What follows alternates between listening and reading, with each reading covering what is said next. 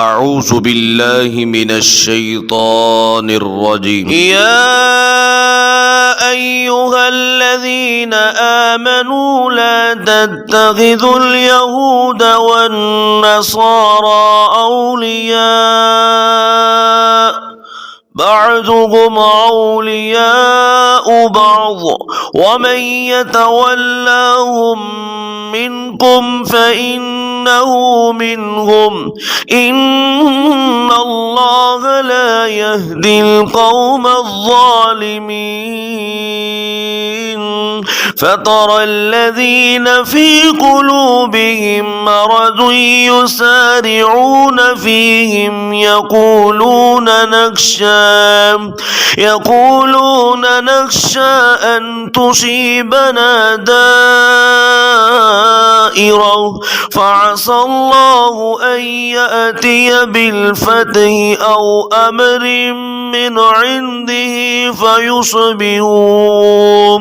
فيصبحوا على ما أسروا في أنفسهم نادمين. ويقول الذين آمنوا أهؤلاء الذين أقسموا بالله جهد أيمانهم إنهم لمعكم حبطت أعمالهم فأصبحوا خاسرين. يا أيها الذين آمنوا من يرتد منكم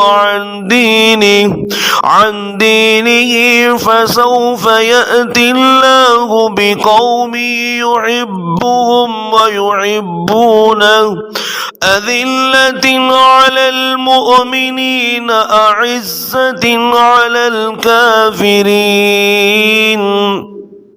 يجاهدون في سبيل الله ولا يخافون لومة لائم ذلك فضل الله يؤتيه من يشاء والله واسع عليم. إنما وليكم الله ورسوله والذين آمنوا الذين يقيمون الصلاة ويؤتون الزكاة وهم راكعون.